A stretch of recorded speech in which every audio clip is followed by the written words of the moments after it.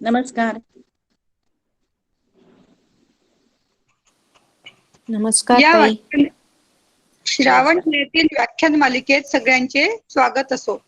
श्रावण महिन्यातील व्याख्यान मालिकेत आज आपण कृष्णरूपी पुष्प गुंफूया. श्रीकृष्ण हा पारंपरिक धर्म कल्पनानुसार विष्णूचा 8वा अवतार मानला जातो. कृष्णाच्या एका समाप्तीनंतर द्वापर युग संपून कलियुगाची सुरुवात झाल्याचे सांगितले जाते. त्याच्या जीवनातील प्रत्येक पैलू हा जीवनातील कर्तव्यांशी जोडलेला आहे. आपण गीतेमध्ये शिकतोच ना, कर्मण्येवाधिकारस्ते मा फले शुकदाचन. म्हणजे भगवंतांनी गीतेमध्ये सांगितले आहे की प्रत्येक माणसाला कर्म करणे आवश्यक आहे. माणसाने निष्काम बुद्धीने फळाची अपेक्षा न ठेवताच कर्म करावे. उपदेशाचा साठवा भगवद्गीता व भागवत या दोन्हीही धार्मिक ग्रंथातून मानवी समाजाला श्रीकृष्णाने दिला आहे. मनुष्य संसार रूपी चक्रात अडकला की त्याला या सर्व गोष्टींचा विसर पडतो आणि निष्काम कर्म कसे करावे हे नेहमी बिंबविण्याकरता आपल्याला ताईंसारखे गुरु सतत लाभावे हीच कृष्णचरणी प्रार्थना. आता ताईंबद्दल काय सांगावं? ताईंबद्दल मला हेच सांगावं असं वाटतं की ताई आपल्या अगदी मनापासून सांगते, म्हणजे की आपल्या सगळ्यांच्या गुरु आणि उत्तम मार्गदर्शिका आहेत. खरं सांगायचं तर ताई आम्हाला एकच गोष्ट सांगावीशी वाटते. आपण जे काही श्लोकशी कविता आम्ही जे काही आपणाला म्हणून दाखवतो सगळं काही एकदम व्यवस्थित आणि छान सुरू आहे, पण एकच गोष्टीची मध्ये अडचण येते आणि ती म्हणजे पोटपुळ्या श. तो मध्ये येतो, अडकतो आणि आमचं फूल घेऊन जातो.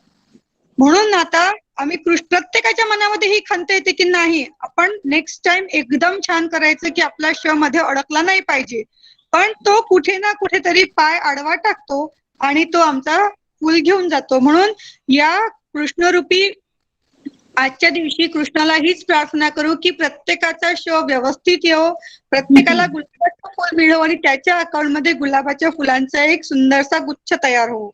आणि म्हणून एवढंच सांगावंसं वाटतंय की आपण सर्व वाट पाहतोय शुक्रवारची, आपण सर्व वाट पाहतोय शुक्रवारची ताईंच्या शब्दरूपी कृष्णाला भेटण्याची. उत्कंठा वाढली आहे प्रत्येकाच्या मनाची. सुरुवात करूया ताईंच्या निरूपणाची, सुरुवात करूया ताईंच्या निरूपणाची. नमस्कार. सर्व आवडीने आलेले श्रोते, त्यांच्या हृदयात असलेला कृष्ण या सर्वांना माझा सहृदय नमस्कार. गुरुर्ब्रह्मा गुरुर्विष्णू गुरुर्देव महेश्वरात गुरु साक्षात परब्रह्म तस्मै श्री गुरवे नमः. मयुराने सांगितलं की आमचा शो नीट येत नाही. एकच सांगेन, कृष्ण कृष्ण कृष्ण सतत म्हणत राहा. कृष्ण हा जो शब्द आहे त्याच्यामध्ये पोटथोड्या शोच आहे. फक्त तेवढ्या शब्दाची प्रॅक्टिस केली तर काय होईल, जसं क्युम्युलेटिव्ह व्याज मिळतं की नाही तुम्हाला, तसं मिळेल. कृष्णाचा जपही होईल आणि तुम्हाला पोटफोड्या श पण म्हणता येईल. अगदी सोपा उपाय तुम्हाला सांगितला. कृष्ण कृष्ण कृष्ण कृष्ण जाता येता म्हणायचं. तो श इतका तोंडात बसवायचा की कुठेही आला तरी तो कृष्णामधला शच तुम्हाला म्हणता येईल. आणि एवढं सांगून मी आज तुम्हाला जे काही सांगणार आहे, कृष्ण भेटवणार आहे तुम्हाला. आणि ज्यांच्या मध्येच स्वतःच कृष्ण होता, आणि तेही कुठे सांगितलंय, भगवद्गीतेतच सांगितलंय बरं का. अध्याय 15 मध्ये भगवंत म्हणतात, जीवभूत सनातनः ममैवांशो जीवलोके जीवभूत सनातनः, की माझा एक अंश हा कोणामध्ये आहे, तुमच्यामध्ये आहे, या पृथ्वीवरल्या सर्व भूतमात्रांमध्ये आहे. पुन्हा 15व्या अध्यायातच भगवंत म्हणतात की अहं वैश्वानरो भूत्वा प्राणिनां देहम आश्रितः, सर्व प्राण्यांच्या मध्ये मी वैश्वानर म्हणून आहे. नंतर त्याच्याच खाली 15व्या श्लोकात 15व्याच अध्यायामध्ये भगवंत म्हणतात, सर्वस्य चाहम हृदि सन्निविष्टो मत्त स्मृतिर्ज्ञानमपोह नयच, म्हणजे सगळ्यांच्या हृदयात मीच आहे. आणि शिवाय 18व्या अध्यायामध्ये भगवंत म्हणतात, ईश्वर सर्वभूतानां हृदयेषु न तिष्ठति भ्रामयन् सर्वभूतानि यंत्रारूढानि माया. हे चारही जे श्लोक आहेत ते भगवद्गीतेमध्ये असं सांगताहेत की तुमच्या हृदयातच परमेश्वर आहे, तुम्हीच परमात्मा आहात, तुम्हीच कृष्ण आहात, अहम ब्रह्मास्मी, तुम्हीच सर्व काही आहात, फक्त आपल्याला त्याची जाणीव नाहीये. कशामुळे नाही तर ते आपण 3ऱ्या अध्यायामध्ये 4थ्या अध्यायामध्ये आता निरूपण जसं जसं बघतोय तशी तुम्हाला उकल होईल.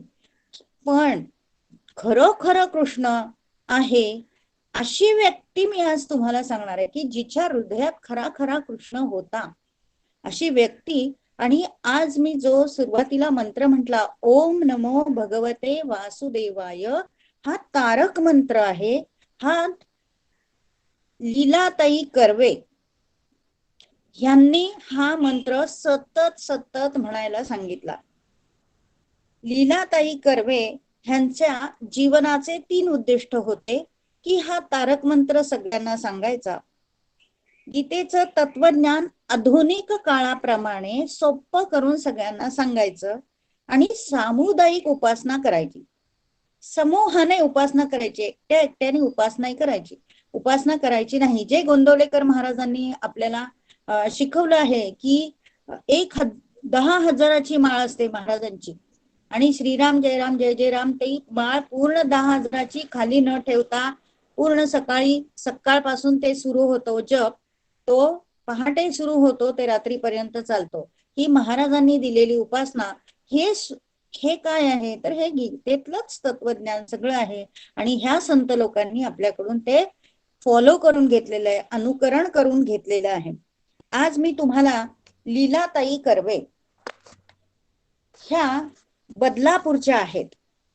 म्हणजे कोणालाही तुम्ही विचारलं तर बदलापूरच्या, म्हणजे मुंबईच्या जवळ जेव्हा आपण रेल्वेने येतो त्यावेळेला बदलापूर रेल्वे स्टेशन लागतं, बसनी सुद्धा बदलापूरला बस जाते.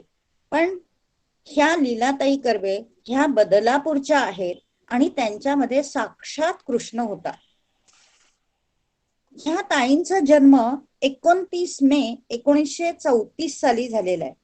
गोव्याला मंगेशी येथे तिथे त्यांचा जन्म झाला. त्यांचं नाव लीलावती शेणावी, माहेरचं नाव लीलावती शेणावी. त्यांच्या जन्माच्या आधी त्यांच्या आईला असा दृष्टांत झाला की तू सप्तशतीचे पाठ कर, आणि त्याप्रमाणे त्यांच्या लीलाताईंच्या आईने सप्तशतीचे पाठ केले. आणि त्यांच्या जन्मानंतर एका भविष्यकाराने त्यांना असं सांगितलं की ही मुलगी, ह्या मुलीच्या हातून खूप मोठं कार्य होणार आहे, जन्मानंतर ईश्वरी कार्य हिच्या हातून घडेल. लहान वयातच ह्या ताईंना कृष्णानं दर्शन दिलं आणि नवदुर्गा मातेने सुद्धा दर्शन देऊन त्यांना सांगितलं की तुझी पूर्ण आयुष्याची जबाबदारी मी घेतलेली आहे. हे दर्शन देऊन सांगितलेलं आहे दुर्गा मातेने. म्हणजे गर्भात असताना किंवा गर्भाच्या आधी, त्या जन्माला यायच्या आधी जो सप्तशतीचा पाठ आईने केला त्याचं फलित काय आहे तर देवीने तिची पूर्ण जबाबदारी घेतली असे आश्वासन दिले. आणि त्यानंतर कृष्ण भक्ती आणि त्याच्या आदेशाचे त्यांनी पालन केले. 29 मे 1934 साली त्यांचा मंगेशी, गोव्याजवळ मंगेशी येथे त्यांचा जन्म झालेला आहे. त्यांचं शालेय शिक्षण हे गोव्यातच झालं. नंतर खानापूर येथे त्यांनी शिक्षकाची नोकरी केली. ती कशी केली तर त्या 7वी पर्यंत त्यांनी शिक्षण केलं, पण पुढे त्यांना शिक्षण त्यांचं करावं एवढी आर्थिक परिस्थिती नव्हती. मग हेरेकर म्हणून, गोव्याचे हेरेकर हे खूप मोठे व्यापारी होते. बेळगावचे ते प्रसिद्ध होते आणि अत्यंत प्रसिद्ध आणि मातब्बर घराणं, अत्यंत श्रीमंती अशा हेरेकरांनी त्यांना सांगितलं की मी तुझं शिक्षण पूर्ण करीन. आणि हेरेकरांचा जवाहिराचा व्यापार असल्यामुळे दुकानातून मोठी मोठी गाठोडे ते घेऊन येत असत. हिरे, सोनं, नाणं ह्या सगळ्यांची मोठी मोठी गाठोडी घेऊन येत असत आणि गाठोडं आणलं की पहिलं लीलाच्या हातात देत असत. पण हे आणि तिला सांगत असत की हे गाठोडं तू आतमध्ये नेऊन ठेव. हे इतकं वैभव पाहत असताना सुद्धा लीलाच्या मनात चुकून सुद्धा विचार त्याबद्दल आला नाही, वावगा विचार आला नाही की त्यातला एखादा हिरा आपण उचलावा, एखादा दागिना उचलावा वगैरे. तर कृष्णाने जणू त्यांच्या हे निरीच्छपणा जन्मतःच त्यांच्यामध्ये टाकलेला होता असं दिसून येतं. तर 11वीचं शिक्षण हेरेकरांच्या कडे झालं 11वी पर्यंत. मग त्यांची पुढे कॉलेजला जाण्याची तयारी झाली आणि हेरेकरांना त्यांना शिकवायची खूप इच्छा होती. पण त्यांनी काय सांगितलं हेरेकरांनी की मी तुला दरमहा ग्रंथपाल म्हणून नोकरी देतो आणि दरमहा 30 रुपये पगार देईन. तर तू आता कॉलेजला जात राहा आणि ते 30 रुपयामध्ये तुला काय जे शिकायचं आहे तू शिक, एक तुला पगार ग्रंथपाल म्हणून तुला मिळेल. अशा रीतीने त्यांचं ते शिक्षण पूर्ण झालं आणि त्यांनी ट्रेनिंग केलं. SSC पर्यंत शिक्षण पूर्ण करून शिक्षिकेचं त्यांनी ट्रेनिंग केलं. ट्रेनिंग कॉलेजमध्ये नाव घातल्यानंतर पूर्ण त्यांना स्वतःची जबाबदारी कळू लागली आणि बेळगावला त्यांनी बिराड करायचं ठरवलं. त्या सांगतात मी आणि आत्या असं आम्ही दोघी बेळगावात राहायचो आणि आई मात्र मंगेशीलाच राहायची. एक दिवस बघा हा की हे कसं त्या 11वीतच होत्या त्यावेळेचा हा प्रसंग आहे. त्या म्हणतात तो दिवस एक दिवस आषाढी एकादशीचा होता. आत्या म्हणाली लीला फराळाचं काय करायचंय? घरात तर काहीच सामान नव्हतं. पैसे बघितले तर जवळ पैसेही नव्हते. तेवढ्यात लीलाताईंच्या मनात विचार आला गीता तरी वाचावी, भगवद्गीता तरी वाचावी. म्हणून त्यांनी भगवद्गीता हातात घेतली आणि वाचायला लागल्या. वाचत असताना गीतेच्या पानावर कृष्णाचा हात त्यांना स्पष्ट दिसला व आवाज आला ह्या पुस्तकामध्ये 2 रुपये ठेवले आहेत ते घे, असं कृष्णाने स्वतः त्यांना सांगितलं. आणि त्या बघायला लागल्या पुस्तक की खरंच 2 रुपये आहे का. गीतेची पानं उलटली, बघितलं तर खरोखर 2 रुपयाची नोट होती. आणि मग त्यांची पक्की खात्री झाली की हा कृष्णच होता. त्या काळी 2 रुपयाची किंमत म्हणजे खूप मोठी होती. ज्या घरात अन्न सुद्धा नव्हतं शिजवायला त्यावेळी 2 रुपये मिळणं म्हणजे खूप मोठी गोष्ट होती. आणि असे 1 रुपया 2 रुपये कमाई करून त्यांनी सहजपणे बाजूला पैसे टाकावे असा विचार केला. पण कृष्णाचा हा भास नव्हता. त्यांची सर्वात मोठी ती कमाई होती. आणि त्या देवीचं त्यांच्यावर किती बारकाईने लक्ष होतं हे आपल्याला दिसून येतं. हा अतिशय महत्वाचा प्रसंग त्यांच्या आयुष्यामध्ये 11वी झाल्या आला. त्यानंतर शिक्षिकेची नोकरी त्यांनी धरली आणि ते करत असताना कृष्ण भक्ती, नवदुर्गाची सेवा आणि गीतेचा प्रसार आणि प्रचार हे कार्य त्यांनी हाती घेतलं आणि शेवटपर्यंत ते कार्य त्या करत होत्या. लीलाताईंचा विवाह म्हणजे लीलावती शेणावी या मंगेशीच्या राहणाऱ्या यांचा विवाह कर्वे यांच्याशी झाला. त्यावेळी ते कर्वे अंबरनाथला होते. ऑर्डिनन्स शाळेमध्ये लीलाताईंनी नोकरी केली आणि निवृत्तीपर्यंत 1978 सालापर्यंत त्या तिथे होत्या आणि निवृत्तीनंतर त्या बदलापूरला आल्या. बदलापूरला कृष्ण कुटीर नावाचं घर घेतलं, त्याचं नाव कृष्ण कुटीर. ताईंची राहणी म्हटलं तर अगदी तुमच्या माझ्यापेक्षा सुद्धा साधी, अगदी सैल सर पोलक, अगदी साधी साडी. सुरुवातीला जो मी फोटो दाखवत होते तो त्या लीलाताईंचाच होता. नंतर सतत कृष्ण भक्ती, गीतेचा प्रचार म्हणजे तुमच्या आमच्या सारखंच त्यांचं सगळं जीवन होतं. आले गेले 3 मुलं, नवरा सगळं त्यांनी सांभाळलं. नंतर पाहुणे रावळे नातेवाईक ह्या सगळ्यांची जबाबदारी त्यांनी व्यवस्थित पेलली. 1992 साली निवृत्तीनंतर त्या संपूर्ण भारत आणि अनेक देशात फिरून कृष्णाची सामुदायिक उपासना करून घेऊ लागल्या. सामुदायिक उपासना म्हणजे सेंटर्स त्यांनी स्थापन केले, ठिकठिकाणी सेंटर्स स्थापन केले. आणि त्या सेंटर्सचा उपक्रम असा होता, केंद्राचा उपक्रम असा होता की कृष्णाची मूर्ती, आणि ते फक्त अर्धा तास उपासना करायची. त्यामध्ये पहिले 15 मिनिटं ओम नमो भगवते वासुदेवाय हा सामूहिक जप करायचा. त्यानंतरचे 10 मिनिटं प्रत्येकाने आपल्याला आलेले अनुभव सांगायचे. आणि 5 मिनिटं, शेवटची जी 5 मिनिटं, त्यामध्ये भजन म्हणायचं, कृष्णाच्या संबंधितलं भजन म्हणायचं. असा हा फक्त अर्धा तासाचा कार्यक्रम हा केंद्रामध्ये होऊ लागला. आणि त्यांनी अनेक ठिकाणी परदेशात सुद्धा केंद्र स्थापन केले. सामुदायिक उपासनेचं महत्व ताई खूप सांगतात. कृष्ण संदेश, कृष्ण भक्ती ह्या त्या भक्तांना, आपल्या भक्तांना सांगत असत. आणि ते सांगताना त्या म्हणत असत की मी कोणी वेगळी नाही रे, मी कोणी वेगळी नाही ग, मी तुमच्यासारखीच आहे.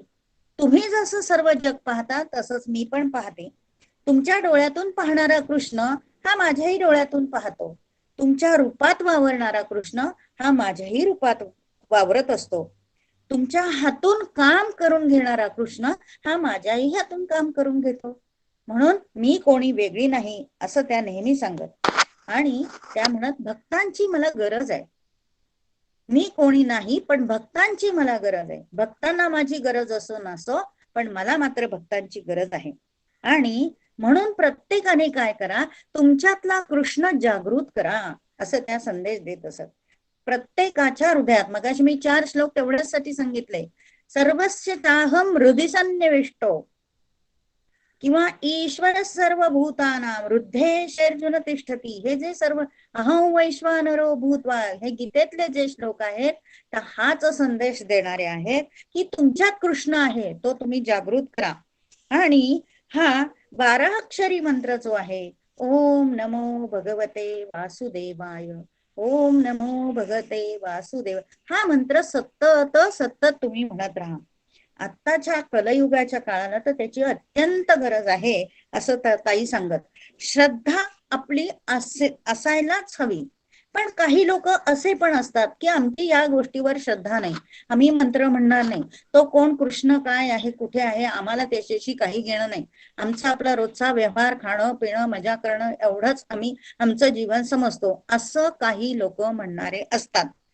मग ताई असं म्हणतात की, आणि असे पण लोक म्हणतात की आमची देवावरच श्रद्धा नाहीये, देवावर देव कोण आम्हाला माहित नाही, देव आम्ही पाहिला नाही, पाहायची इच्छाही नाहीये, आणि आमची देवावर श्रद्धा नाही.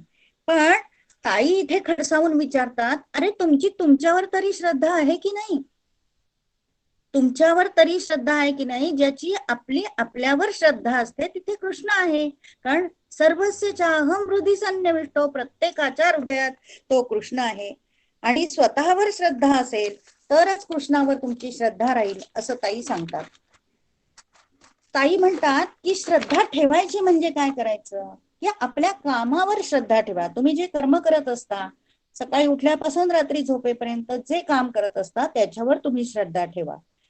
मी जे काम करणार ते मी चांगलंच करणार आहे असं स्वतःला सांगायचं, आपल्या मनाला सांगायचं, मी जे काम करणार आहे ते चांगलंच करणार आहे. नीट नेटकं देखणं, योग कर्म सुकौशलम, गीतेतला श्लोक आहे हा, दुसऱ्या अध्यायातला श्लोक आहे 50वा. तर योग कर्म सुकौशलम हे ताई सांगतात की जे मी कर्म करत आहे ते चांगलंच करणार आहे, चांगलंच करत आहे असं सतत मनाला बजवायचं. आणि स्वतःवरचा विश्वास आणि श्रद्धा वाढवायची. कृष्णाला तेच आवडतं, स्वतःवरचा विश्वास आणि स्वतःवरची श्रद्धा. आणि ताई सांगतात की संसारी माणसानं काम करता करता हा मंत्र म्हणावा. विद्यार्थी दशेत अभ्यास करण्यापूर्वी 5-10 मिनिटं हा मंत्र म्हणावा. स्वकर्तव्याबरोबर ओम नमो भगवते वासुदेवाय हा तारक मंत्र आहे. त्यामुळे तुमची तुमच्यावरीलच श्रद्धा दृढ होत जाते. कृष्ण या शब्दाचाच अर्थ कर्ष असा आहे. कर्ष म्हणजे आकर्षून घेणे. कोणाला आकर्षून घेतो आपण? कृष्ण कृष्ण तुम्ही म्हटला तर तुमच्यातली जी सात्विक लहरी आहे किंवा सात्विक शक्ती आहे तीच तुम्हाला आकर्षून घेते. काही वेळा आपल्यातलीच ही सात्विक शक्ती झाकाळली जाते, त्याला ग्लानी असं आपण म्हणतो. त्याच्यावर ग्लानी येते आणि आपल्याला चांगली गोष्ट माहित असते की ही गोष्ट चांगली आहे, ही करायला पाहिजे, तरी आपल्याला दुर्बुद्धी होते, आपण ती गोष्ट करत नाही. एक तर ती वेळ वाया घालवतो किंवा ती गोष्ट करत नाही किंवा आलेली संधी आपण घालवतो. अशा कारणामुळे ग्लानी येते, आपला जे सत्कर्म आहे त्याच्याशी ग्लानी येते. म्हणून आपल्या हृदयातल्या कृष्णाला सारखी हाक मारायची, ओम नमो भगवते वासुदेवाय. ताई म्हणतात की सर्वांचं हृदय एकच आहे, सर्वांचं हृदय आहे एकच आहे आणि सर्वांचं हृदय एक असल्यामुळेच आपण एकमेकाशी जोडले जातो. सर्वांचं हृदय जर वेगवेगळं असतं तर आपण एकमेकाशी जोडले गेलो नसतो, एकमेकाशी आपण शत्रूसारखे वागले असतो. पण आपण सर्व निर्मळ हृदयाचे आहोत म्हणून आपण एकत्र आलेलो आहोत. ताई म्हणतात की मी श्रद्धेने तुम्ही मला हाक मारा तेव्हा मी तुम्हाला ओमच्या स्वरूपात नक्की दर्शन देतो. ओमच्या स्वरूपामध्ये ताई दर्शन देतात. ताई म्हणजे ताईंमधला जो कृष्ण आहे तो तुम्हाला ओमच्या स्वरूपात दर्शन देतो. आणि ओम म्हणजे काय आहे तर आपण सध्या ओमची उपासना करतोय, चातुर्मासाचा उपक्रम म्हणून आपण सगळ्यांना सांगितलंय की ओम म्हणायचा, 21 वेळा ओंकार म्हणायचा. 8व्या अध्यायामध्ये त्याचा उल्लेख आहे. शिवाय 17व्या अध्यायामध्ये सुद्धा ओम म्हणजे काय आहे तर ओम म्हणजे उत्पत्ती स्थिती आणि लय या तिन्ही देवता ज्या आहेत म्हणजे ब्रह्मा विष्णू आणि महेश या तिन्हींचं एकत्रीकरण त्या फक्त ओम मध्ये आहे. म्हणून आपण गीता म्हणताना सुद्धा ओम श्री परमात्मने नमः.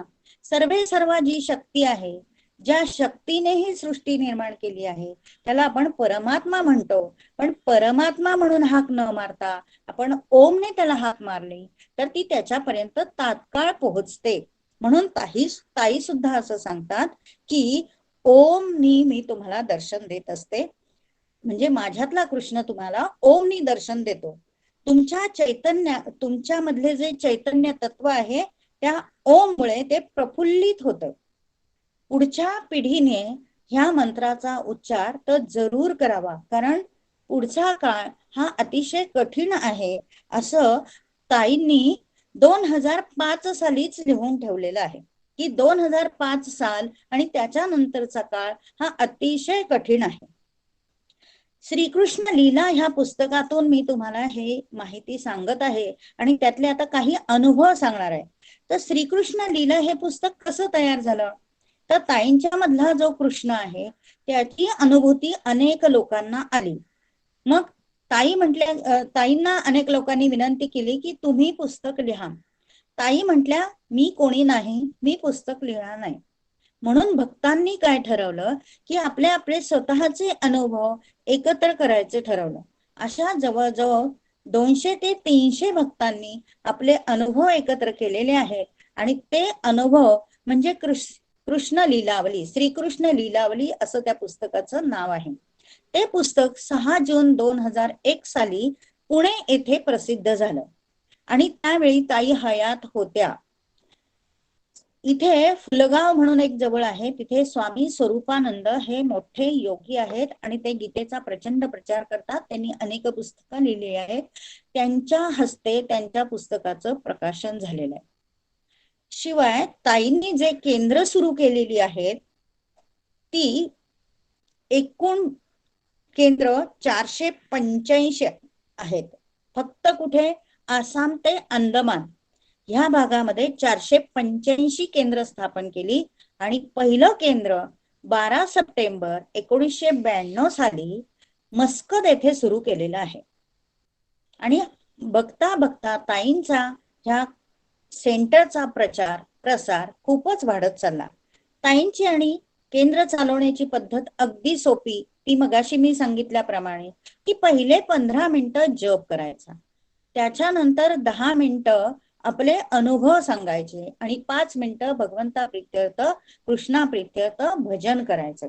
आणि नैवेद्य म्हणाल तर काय, तुम्ही जो खाता, तुम्ही जे घरात अन्न खाता, मग तुम्ही चटणी भाकरी असू देत किंवा साधी मॅगी जरी तुम्ही नैवेद्याला दाखवली तरी चालेल, तुम्ही जे खाता तोच नैवेद्य हा कृष्णाला दाखवायचा. कारण तुमच्यातला कृष्ण आणि तो तिथे बसलेला कृष्ण हा वेगळा नाही, फक्त त्याच्यामध्ये भाव चांगले पाहिजेत, दुसऱ्याला देण्याचे, प्रसाद रूपी ते वाटण्याचे असे भाव पाहिजेत, असे ताई म्हणतात. ताई म्हणतात आपण एकमेकात गुंतलेले आहोत ते फक्त ह्या एका मंत्राने, ओम नमो भगवते वासुदेवाय.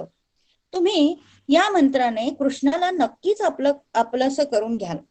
तुमच्यातल्या शक्तीला नमस्कार, ज्या वेळेला तुम्ही त्याला ओम नमो भगवते म्हणता त्यावेळेला तुमच्यातल्या कृष्णालाच तुम्ही नमस्कार करत असता. अणुरेणूतील माझ्या शक्तीला आणि शिवशक्तीला माझा नमस्कार. आणखी एक ताई इथे सांगतात की फक्त कृष्णाला नमस्कार करू नका, विश्वजननी जी माता आहे, शक्ती आहे, देवीचं रूप आहे कृष्णाबरोबर, विश्वजननीची पण पूजा करा. ज्याला आपण देवी म्हणतो, शक्ती म्हणतो, ती विश्वाची जननी आहे.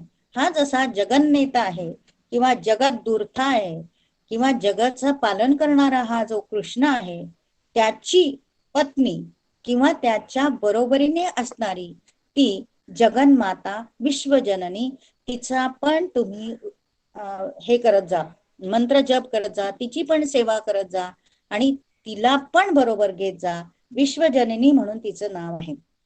तर ताई म्हणतात की कृष्णाचं जे अर्ध पाऊल आहे, एक पाऊल पूर्ण असतं आणि दुसरं पाऊल अर्ध असतं आणि पायाला अडी असते. तर ताई असं विश्लेषण करतात की मी जर सरळ पाय ठेवून उभी राहिले तर मला पटकन तुमच्यासाठी धावून येता येणार नाही. माझं जो अडी घातलेला पाय आहे तो मला पटकन सोडवता येतो आणि अर्ध्या पाय जो जमिनीवर आहे तो मला पूर्ण टेकवून तुमच्यापर्यंत धावत येता येतं. ही संकल्पना आपल्याला खोटी वाटते की खरंच ताई कशा धावून येतात, पण आपण आता तेच अनुभव बघणार आहोत की अनेकांच्या जीवनामध्ये ताई वेगवेगळ्या प्रकारे कसे धावून आलेले आहेत. अनेक आनंदाचे क्षण आपण लक्षात ठेवावे, मानसिक यातनेचे क्षण विसरावेत, हे ताईंचं सांगणं आहे. तुमच्या भक्तीच्या वृक्षाला भक्ती रसाचं पाणी हवं आहे, म्हणून तर आपण गोकुळ अष्टमीचा हा कार्यक्रम साजरा करणार आहेत. भगवंताला भक्ती रस आवडतो आणि भक्ती रसाने भगवंत पोषक होतो, सुदृढ होतो, त्यातला भाव वाढतो. प्रत्येकाचं कर्म माझ्यापर्यंत पोहोचत असतं असा हा कृष्ण सांगतोय आणि ते खरंच आहे. प्रत्येकाचं कर्म हे भगवंतापर्यंत पोहोचत आहे आणि त्यालाच आपण चित्रगुप्त म्हणतो. गुप्त चित्र, गुप्तपणे नोंद केलेली असते प्रत्येकाच्या कर्माची. तर आपण जसा भाव ठेवू तसं आपल्याला फलित मिळतं. आता मी तुम्हाला ताईंचे लोकांना आलेले अनुभव सांगणार आहे. कुंदा नरेंद्र फणसळकर, विले पार्ले, मुंबई, ह्या स्वतःचा अनुभव सांगतात. 1994 सालची गोष्ट आहे. एकदा चित्रलेखा मासिकामध्ये लीलाताई कर्वेंची मुलाखत आली होती. तेव्हापासून त्यांच्यातल्या कृष्णाला भेटण्याची ओढ लागली होती आणि ते त्यांचं स्वप्न नक्की पूर्ण झालं व ताई म्हणजे कुंदाताई बदलापूरच्या कृष्ण कुटीरमध्ये घरचे सगळ्यांना घेऊन गेल्याबरोबर त्यांनी काय पाहिलं असेल, अगदी साधं घर, साधं तुमच्या आमच्यासारखं 2 BHK 3 BHK घर, नंतर राहणी साधी, अगदी पोलकं म्हणावं सैलसर असं ब्लाऊज, अगदी साधी साडी आणि कृष्णाची मूर्ती तिथे ठेवलेली होती आणि त्या कृष्णाबद्दलच लोकांना, भक्तांना सांगत होत्या. एकरूप झाले होते भक्त अगदी. तेथील वातावरण कृष्णमय झालेलं होतं. लीलाताईंमधला कृष्ण हा एकरूप कसा आहे तो अनुभव त्यांनी घेतला कुंदाताईंनी आणि त्यांना पार्ल्याच्या त्यांच्या घरी येण्याची विनंती केली. कुंदाताईंचं पार्ल्याला एक घर होतं, तिथे या म्हणून असं सांगितलं लीलाताईंना आणि खरोखरच 16 जानेवारी 1997 ला ताई हजर झाल्या. आनंदाला पारावार उरला नाही. कुंदाताई फणसळकर यांच्या आनंदाला पारावार उरला नाही. अगदी जणू काही पौर्णिमेची भरती झाली होती. त्यांनी कसं दर्शन दिलं असेल बरं? तर बालरूपात, ह्या कृष्णाचं बालरूपामध्ये कुंदा फणसळकर आणि त्यांच्या कुटुंबाला दर्शन दिलं. त्यानंतर कुंदाताई असं सांगतात, 24 डिसेंबर मार्गशीर्ष वद्य दशमीला दुपारी 3 वाजता कोल्हापूरला कृष्ण केंद्र स्थापन केलं. आता मार्गशीर्ष शुद्ध एकादशी म्हणजे गीता जयंती. त्या दिवशी कृष्णाची पूजा करून गीता म्हणत बसल्या होत्या त्या. कोण? फणसळकर ताई. आणि ताईंमध्ये कृष्णाचा फोन आला की कोल्हापूरला केंद्र स्थापन करूया. म्हणजे त्या त्यांच्या घरी गीता वाचत बसल्या होत्या, पण ताईंचा फोन आला की आपण इथे सेंटर स्थापन करूया. त्यानंतर 3 दिवस त्या तिथेच राहिल्या फणसळकर ताई. दुसऱ्या दिवशी पाहिलं तर कृष्णाच्या समोर ठेवलेल्या प्रसादावर ओंकार उठलेला दिसला.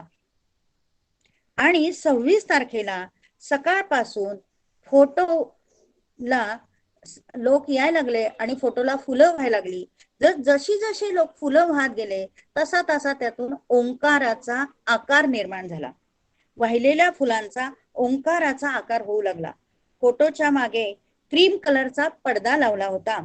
त्यावर हळूहळू गोमाता, वासरू आणि कृष्ण यांच्या अप्रतिम आकृत्या दिसायला लागल्या.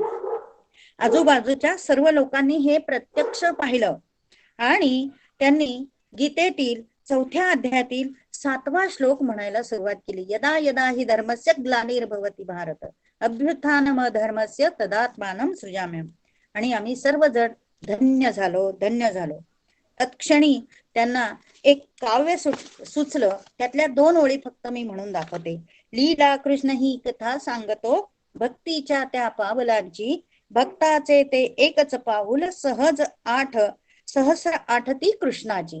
म्हणजे भक्तांनी जर एक पाऊल टाकलं तर 1008 पावलं टाकून हा कृष्ण तुमच्या बरोबर धावून येतो. धावून येतो असं. आणि ताई असंही सांगतात की हा माझा ओंकार जो उमटतो तो चमत्कार मुळीच नाही. कारण भगवान श्रीकृष्ण किंवा परमात्मा हा तुम्हाला पहिल्यांदी ओंकारातूनच दिसतो, म्हणून मी तुम्हाला ओंकारातून दर्शन देते. म्हणजे तुम्ही हा चमत्कार मुळीच समजू नका. कारण हल्लीच्या काळी चमत्काराला लोक मानत नाहीत, पण ताई म्हणतात हा चमत्कार नाहीये, हे वास्तव आहे. दुसरा अनुभव असा आहे की अरविंद कारखानीस अंबरनाथ इथले स्वतःचा अनुभव सांगतात. 1972 मध्ये त्यांच्या ओळखीतील एक सुशिक्षित आणि सुखवस्तू कुटुंबातील सद्गृहस्थांनी आत्महत्येचा प्रयत्न केला. भगवान श्रीकृष्णाच्या कृपेने ते सद्गृहस्थ ह्या विषारी प्रयोगापासून बाहेर आले. कसे? तर जीवनाबद्दलचे नैराश्य त्यांच्या मनातून कमीच होईना. पत्नी, मुले, सारं कुटुंब नैराश्यामुळे अगदी ग्रासलं होतं. अरविंद कारखाने सांगतात, तरुणपणामध्ये माणसं अश्रद्ध असतात, पण ताईंची कृष्ण भक्ती आणि गाढ श्रद्धा पाहून मी अत्यंत प्रभावित झालो होतो. मी त्या गृहस्थांना ताईंकडे नेलं. ज्यांनी आत्महत्येचा प्रयत्न केला त्यांना मी ताईंकडे नेलं. ताईंनी त्यांना नित्य नियमाने भगवद्गीता वाचायला सांगितली. आणि महिन्याभरात त्या गृहस्थांचे इतका फरक जाणवला की त्यांची औषधं सुद्धा बंद झाली. आणि आश्चर्य म्हणजे जीवनावरच प्रेम वाढू लागलं. दरम्यान त्यांना कंपनीकडून मोठी ऑर्डर आली. ते मोठे अधिकारी झाले, मॅनेजर झाले. कंपनीने त्यांना गाडी पण दिली, नोकर चाकर पण दिले आणि त्यांच्या कामामध्ये त्यांना बढती मिळाली. अशा त्या गृहस्थांची पण ताई कृष्णावरील श्रद्धा आणि भक्ती वाढू लागली. ताईंना बहीण मानून ते कुटुंब भाऊबीजेला ताईंकडे भक्तिभावाने जाऊ लागले. ही झाली अंबरनाथचे कारखानीस यांनी सांगितलेली सत्यकथा. पुढे डॉक्टर अशोक सिद्ध पुण्याचे आहेत ते सांगतात, माझा मित्र मधुकर कुंभोजकर तो अमेरिकेत असतो. हे त्यावेळी लिहिलेलं आहे हा, 2001 साली हे पुस्तक लिहिलेलं आहे. तर त्याच्या आधीच्या घटना असतील या, की तो अमेरिकेत असतो पण अत्यंत नास्तिक होता. एकदा काय झालं, मधुकरच्या अमेरिकेतील मित्रांनी मधुकरला एक बातमी सांगितली. काय बातमी होती की भारतातून एक कृष्ण असलेल्या बाई इथे अमेरिकेत आलेल्या आहेत आणि मी मात्र त्यांना भेटायला जाणार आहे बरं का नक्की, पण तूही यायचंय हा, असं अशोक सिद्ध यांनी कुंभोजकर या मित्राला सांगितलं. कुंभोजकर आणि अशोक सिद्ध म्हणाले, अशोक सिद्धना म्हणाले, अरे माझा कशावर विश्वास नाहीये, तरी सुद्धा तू म्हणतोय म्हणून मी येतो. ताईंनी त्याला पाहताच तुझ्या घरी कृष्ण केंद्र होणार आहे असं सांगितलं. कुंभोजकर घरी गेले आणि काय आश्चर्य, घरातल्यांनी सांगितलं आपल्या घरातल्या देव्हाऱ्यावर ओम आलाय आणि तो पुसला तरी जात नाहीये, तो पुन्हा पुन्हा येतोय. ताईंचा कृष्ण अशा प्रकारे ओंकारातून कृष्ण भक्तांना दर्शन देतो आणि तेव्हापासून कुंभोजकर सुद्धा स्वतःच्या घरी केंद्र चालवू लागले आणि आस्तिकही झाले. आणखी एक अनुभूती अशी आहे, न्यू जर्सी येथील वर्दे म्हणतात की माझा मुलगा अमेरिकेत शिकला आणि लग्न करण्यासाठी भारतात आला. मुली बघत होतो पण कुठेही जमतच नव्हतं.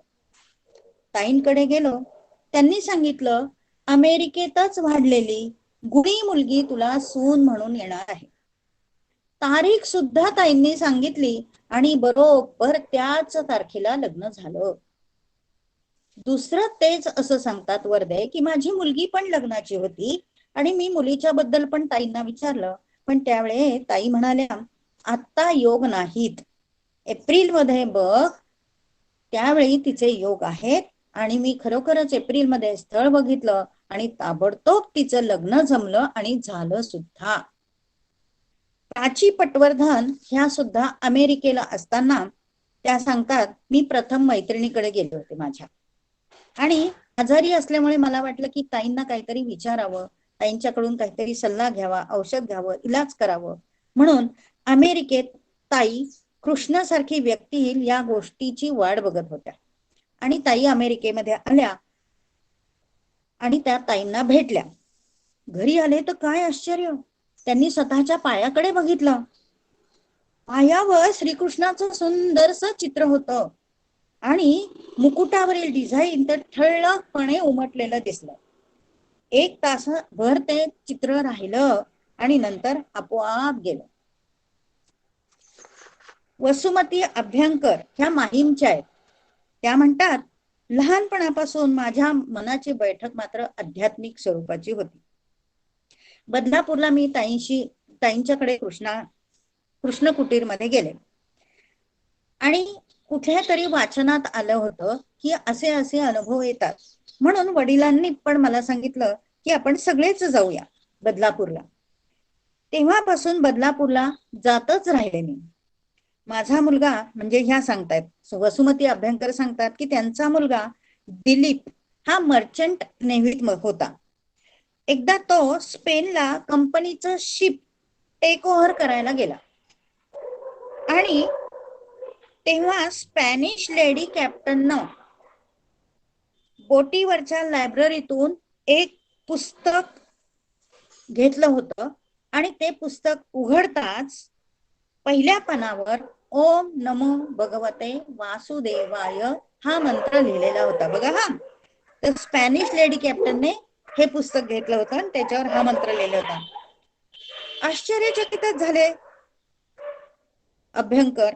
आणि ते पुस्तक म्हणजे काय होतं तर स्पॅनिश भाषेमध्ये श्रीमद भागवताचं केलेलं भाषांतर होतं.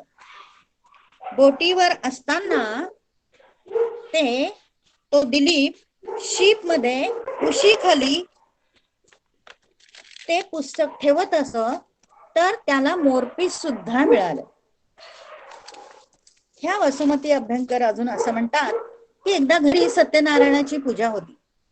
पूजा मी खूप मनोभावे केली, स्वयंपाक पण उत्तम झाला, पण मनाला इतकी हुरहुर वाटत होती की कृष्णाने ह्याचा स्वीकार करावा. कृष्णाचा ध्यास लागला, मन अगदी कृष्णमय झालं आणि काय सांगू विश्वास बसणार नाही, पण क्षणार्धात शेवंतीच्या फुलांचा हार कोणीतरी नेत आहे असं दिसलं आणि चाफा आणि शेवंतीच्या फुलांचा वास दरवळू लागला. मी नैवेद्याचं ताट केलं, मनोभावे नमस्कार केला आणि नैवेद्य दाखवताना गीता महात्म्य म्हटलं. असं या वसुमती अभ्यंकर सांगतात की गीता महात्म्य म्हटलं आणि डोळे बंद करून देवाला सांगितलं की बाबा कृष्णा परमेश्वरा ह्या जन्माचे सार्थक होऊ दे. आणि डोळे उघडून त्यांनी नैवेद्याच्या ताटाकडे पाहिलं तर त्या प्रसादाच्या शिऱ्यावर ओम उमटलेला दिसला. ओमच्या माध्यमातून कृष्ण भेटीला येतो हे पुन्हा एकदा खात्री झाली. असेच अनुभव डोंबिवलीचे श्री बसव कर्वे म्हणजे त्यांचे नातेवाईक असतील किंवा दुसरे कोणीतरी असतील, रहातेकर, कोडियाल यांनाही ओमची अनुभूती आलेली आहे. त्यांनी सुद्धा ओम हा प्रत्यक्ष पाहिला. तर कृष्ण हा सत्कर्माचा पुजारी आहे असं ताई सांगतात. कृष्ण हा सत्कर्माचा पुजारी आहे, त्याला सत्कर्म केलेलं आवडतं. एक समाजसेवक बदलापूरला गेले होते. ते ताईंना म्हणाले की मी समाजसेवक आहे पण मला देवाची पूजा अर्चा भक्ती हे मला काही करायला आवडत नाही आणि मी करत पण नाही, पण माणसांच्या अडचणीत मात्र मी मदत करतो. ताईंमधला कृष्ण पटकन म्हणाला, अरे श्रद्धा, त्याग आणि अंतःकरणापासून केलेलं कर्म हीच माझी पूजा आहे. पुन्हा सांगते, ताईंनी असं सांगितलं, श्रद्धा, त्याग आणि अंतःकरणापासून केलेले कर्म ही माझी पूजा म्हणूनच असते आणि ती म्हणजेच भगवंताची पूजा आहे हे तू निश्चित समज. श्रद्धा आणि विश्वास ही केवळ माझीच पावले नाही, माझी पावलेच नाही तर ती पावलं तुमची पण आहेत असं ताई म्हणतात. आणि तुमची उन्नती करणारी आहेत ती पावलं, श्रद्धा आणि विश्वास. आपले अनुभव हे सर्वांना आदर्श ठरणारे असावेत असं ताईंना वाटायचं. तो अनुभव चांगला असू दे वाईट असू दे, त्यातून लोकांनी शिकलंच पाहिजे. आपलं शरीर हे सत्व रज तम ह्या 3 गुणांनी बनलेलं असतं. शिवाय शरीराच्या अवस्था पण बाल्य, तारुण्य, वृद्ध अशा असतात. म्हणून ताई असं म्हणतात की दिवसातून 3 वेळा हे केंद्र चालवावं. वेळ पक्की असावी, कृष्णाच्या सतत सानिध्यात राहा. म्हणून मी तुम्हाला सांगते की तुम्ही गीता सोडायची नाही, आयुष्यभर गीता सोडायची नाही. तुम्ही गीता कायम हातात धरली की कृष्ण तुमच्या सोबत असतोच, कृष्णाचं सानिध्य तुम्हाला असतंच. भगवद्गीता कधीही सोडायची नाही. आणि भगवद्गीताच का बरं, भगवद्गीताच का सोडायची नाही, कारण भगवद्गीतेमध्ये कुठलाही स्वार्थी हेतूने कर्म करा असं सांगितलेलं नाहीये. निष्काम कर्मयोग आहे, निष्काम कर्मयोग सांगितलेला आहे. आणि आपण दुसऱ्या अध्यायात बघितलंय की निष्काम कर्मयोगाचं फळ हे अतिशय उच्च प्रतिष्ठ असतं आणि हजारो पटींनी असतं. कसं असतं तर दूरेण ह्यवरं कर्म बुद्धियोगा धनंजय बुद्धौ शरण मनविच कृपणा फलहेतवा. फळाची आशा ठेवून तुम्ही कर्म केलं ते कृपणा असतं, खालच्या दर्जाचं असतं. आणि फलाची आशा न ठेवता तुम्ही जर कर्म केलं तर ते उच्च प्रतीचं तर असतंच असतं आणि ते 1000 पट तुम्हाला पुण्य देतं. त्याचं साधं उदाहरण घेऊया आपण. समजा तुम्ही वारीला चाललात पंढरपूरला आणि पंढरपूरला जाताना मध्ये आलं होतं की जाता जाता तुम्ही काय करा, बिया टाका, कशाच्या वेगवेगळ्या झाडांच्या बिया टाका. तर त्या बिया तुम्ही घेऊन गेलेल्या आहात वारीला आणि जाता जाता ती बी टाकली आहे. ती बी टाकून पाऊस आल्यानंतर ती बी रुजून त्याचा आता मोठा 4 वर्षांनी तुम्ही वारीला पुन्हा गेलात, त्याचा मोठा वृक्ष झाला आहे. तो वृक्ष झाला आहे, त्याची सावलीचा फायदा कित्येक जणांनी घेतला आहे, कित्येक वारकऱ्यांनी घेतला आहे. म्हणजे तुमचं कर्म हे हजारो पटींनी वाढलं आहे, हजारो पटींनी तुम्हाला त्याच्या दुवा मिळाल्या आहे. कारण जाणारा प्रत्येक वारकरी त्या झाडाखाली सावलीत बसून तुम्हाला म्हणत आहे काय ना, तुम्हाला जरी नसला म्हणत तरी मनाशी म्हणत आहे, त्याच्या हृदयातल्या परमेश्वराशी म्हणत आहे हृदयातल्या कृष्णाशी म्हणत आहे, किती छान सावली, किती चांगलं कर्म केलंय ना, हे आम्हाला सावली निर्माण करून दिली आहे झाडं टाकून. असं तुम्ही बी टाकताना तुम्ही विचार केला होता का की ह्या झाडाकडून फक्त मलाच जायला मिळेल, हा स्वार्थी हेतू मुळीच नव्हता. तुम्ही बीज ते टाकून दिलेलं आहे, त्याचं झाड उगवलेलं आहे निसर्ग नियमाप्रमाणे, आणि त्याचा फायदा हजारो वारकरी घेत आहेत. तर असं हे निष्काम कर्म असतं, आणि निष्काम कर्माचं फळ हे नेहमी चांगलंच असतं. आध्यात्मिक उन्नतीसाठी ती पहिली पायरी आहे. म्हणून भगवद्गीता सुद्धा तुम्हाला सांगते, कर्मण्येवाधिकार असते मा फलेषु कदाचन मा कर्मफल हेतुर्भूः मा ते संगः अस्तु अकर्मणी. त्याचं फळ मला मिळणार नाही म्हणून मी ते कर्म करणार नाही, हा विचार अर्जुना तू ठेवू नको. आणि अर्जुनाच्या निमित्ताने आपण सगळ्यांनी सुद्धा तो विचार ठेवायचाच नाही की मला काय मिळणार आहे त्याच्यातनं, हा विचार नाही ठेवायचा.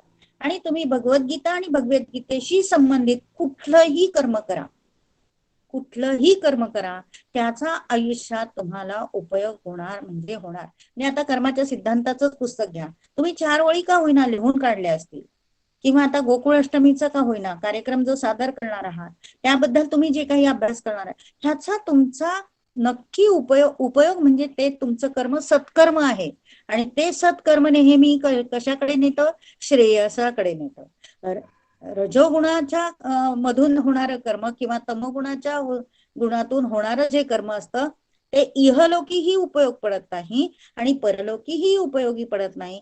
हे आपण कालच 4थ्या अध्यायाचं निरूपणाच्या वेळी बघितलेलं आहे की जेव्हा आपण सत्कर्म करत असतो, निष्काम कर्म करत असतो, ते आपल्याला श्रेयसाकडे नेत असतं, चांगली वाटचाल करण्याकडे नेतं, आपली आत्मिक उन्नती करतं. म्हणजे आपलं प्रारब्ध संचित जे आपण क्रियमान कर्म कालच बघितलंय, क्रियमान कर्म, संचित कर्म आणि प्रारब्ध कर्म, तर ते संचितात सुद्धा जमा होत नाही, प्रारब्धात सुद्धा जमा होत नाही. म्हणजे काय होतं, तर तुम्ही कर्मबंधनात अडकतच नाही.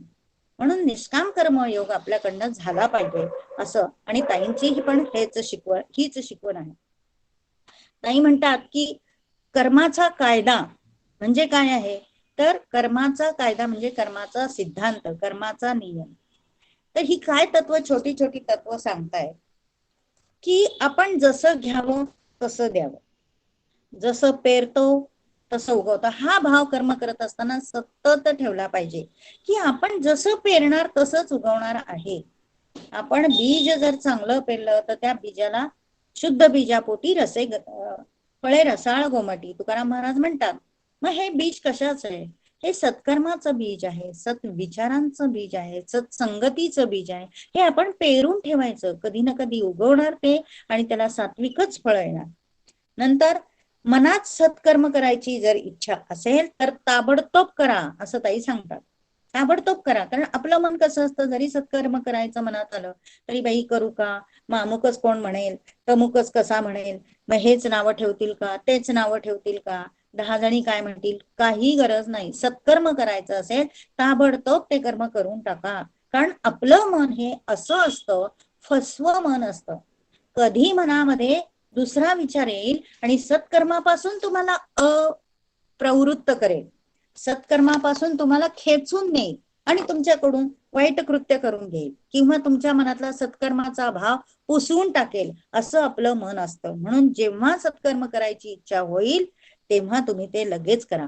उदाहरणच अर्थ द्यायचं झालं तर तुम्ही रस्त्याने चालला आहे आणि एक भिकारी आहे, तुम्हाला मनामध्ये वाटलं की नाही चला याला 100 रुपयाची नोट देऊन टाकू, अगदी नोट द्यायची, पुन्हा त्याचा विचार सुद्धा करायचा नाही की मी ह्याला 100 रुपये दिले, मी ह्याला, मग तो काय करेल, मग तो त्याचा उपयोग कशासाठी करेल, खरंच त्याचा उपयोग खाण्यापिण्यासाठी करेल का, कपड्याला त्यासाठी करेल का, आणखी काही व्यसनं असतील त्याच्या, हा विचार करायचा नाही. सत्कर्म तुमच्या मनात आलंय ना, ते सत्कर्म करायचं, ते करून मोकळे व्हा असं काही सांगतात.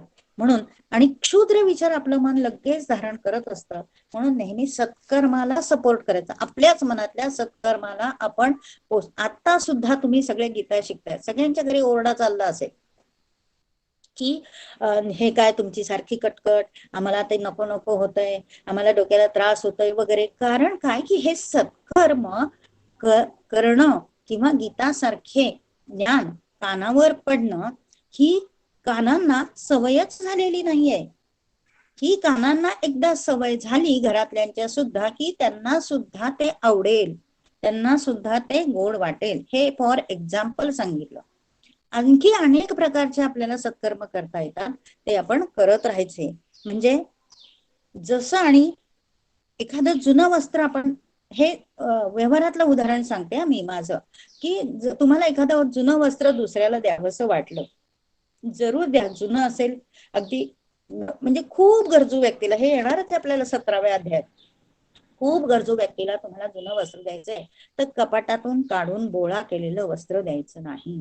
ते स्वच्छ धुवायचं, त्याला इस्त्री करायची.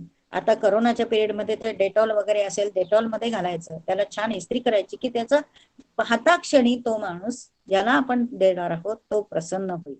म्हणून एखादं, आणि आदरपूर्वक द्यायचं. ते देताना तुमच्या मनात असा भाव नाही आला पाहिजे की हा गरीब आहे, त्याला आता गरज आहे आणि माझ्याकडे खूप पडलंय म्हणून मी तुम्हाला देतोय, असा भाव नीचच नको. कृष्ण तिथे तुमच्याकडे पाहत असतो.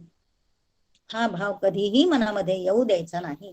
जरी तुम्ही ते कृत्य करत असला तरी तो भाव येऊ द्यायचा नाही. आदरपूर्वक त्याला द्यायचं, मन शुद्ध ठेवायचं, आनंदाने द्यायचं, म्हणजे तुमचं कर्म भगवंताच्या वहीमध्ये नोंद केली जाते. नाहीतर तुम्ही घेतलाय गठ्ठा आणि देऊन टाकला, असं नाही, असं नाही करायचं. नंतर आपल्याला जे प्राप्त झालेलं असतं त्यात इतर अनेक जणांचं सहकार्य असतं. आपण एकटे मिळवत नसतो. जे काही आपण मिळवलंय ते, कुठलीही गोष्ट असू दे, आर्थिक असो, भौतिक असू दे, विद्या अभ्यास असू दे, नावलौकिक असू दे, जे काही असेल त्यात अनेक जणांचा सहभाग असतो. त्यांच्याबद्दल आपण नेहमी कृतज्ञता व्यक्त करायला पाहिजे. तोंडाने नाही तरी मनातून आपण कृतज्ञता व्यक्त केलीच पाहिजे. कारण कुठलंही कार्य एकट्याने होत नाही, कुठलंच नाही. घरातलं सुद्धा आपण स्वयंपाक, आपण म्हणतो मी एवढा स्वयंपाक केला, नाही. ते स्वयंपाक करत असताना तुमची भांडी घासण्याला बाईनी मदत केली आहे, सामान आणून द्यायला घरच्या पुरुषांनी मदत केलेली आहे, अर्थार्जनासाठी घरातल्या सगळ्यांनी मदत केलेली आहे. अनेक जणांचे त्यामध्ये हात असतात. म्हणून आपण कृतज्ञता ही व्यक्त केलीच पाहिजे. सहकार्य असतं त्यांचं, आणि आपण एकटं कुठलंही काम करत नाही. अनंत अपेक्षा आणि न संपणारी हाव हीच दुःखाची मुळं आहे. अपेक्षाच ठेवायच्या नाही आणि हाव सोडायची. प्रत्येक गोष्टीमधली हाव, त्याला आपण गीतेमध्ये आसक्ती असं म्हटलंय, की अमुक गोष्ट मला पाहिजेच. ती तिने पैठणी घेतली, माझ्याकडे पैठणी नाही, मला हवीच. अरे जाऊ दे, तुझे योग येतील तेव्हा तू घे. आणि तसंही काही अगदी हवीच आहे असं नको. कुठलीही गोष्ट, पैठणी एक एक्झाम्पल मी सांगितलं, पण कुठल्याही गोष्टीमध्ये आपला हव्यास दाखवायचा नाही. तुम्ही जर हव्यास दाखवला नाही तर भगवंत ते तुम्हाला तात्काळ पोहोच करतो, आणि हव्यास दाखवला की त्याला विलंब लावतो. हे तुम्ही लक्षात ठेवा, हे सूत्र आहे भगवंताचं. नंतर, आणि हे सगळे दैवी गुण म्हणून भगवद्गीतेमध्ये 16व्या अध्यायामध्ये आलेले आहेत. दुष्टपणा, क्रूरपणा, सूडबुद्धी, हे अगदी सूक्ष्म गोष्टी असतात. आपण ह्याचं स्वतःचे स्वतः परीक्षण करायचं मनामध्ये, की मी का बरं असं सांगितलंय.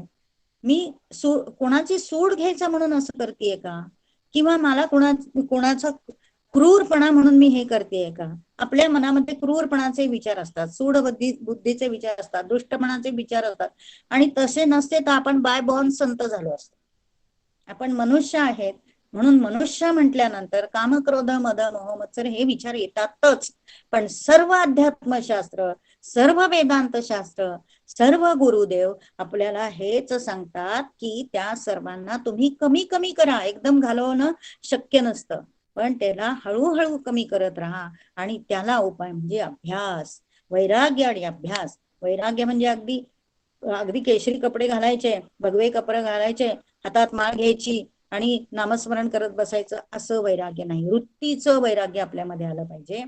आणि ज्ञान, अभ्यास, पुन्हा पुन्हा तीच गोष्ट करायची. गीतेतले श्लोक नाही समजले, पुन्हा पुन्हा वाचायचे, पुन्हा पुन्हा वाचले, मी आत्मसात कसं करीन ह्याच्यावर विचार करायचा.